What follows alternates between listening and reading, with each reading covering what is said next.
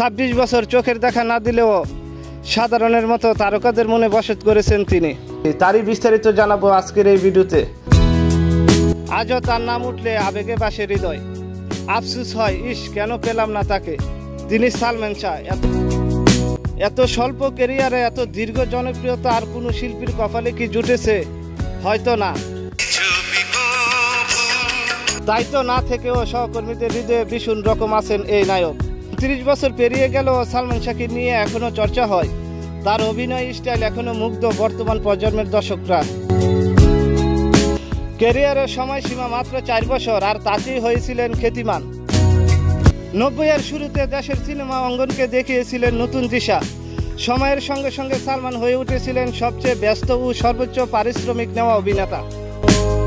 সালমান শাহর অভিনীত শেষ মুক্তিপ্রাপ্ত সিনেমা বুকের ভিতরে আগুন।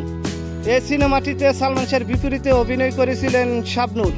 আর কিছু জীবনে পাইবা না পাই। তবে এই সিনেমার কাজ পুরোপুরি শেষ করতে পারেননি সালমান। এই সিনেমা দিয়ে শেষ হয় ঢালিউডের জনপ্রিয় নায়ক সালমান শাহর শেষ বিদায়। উপরে ভালো থাকুক আমাদের জনপ্রিয় নায়ক সালমান শাহ।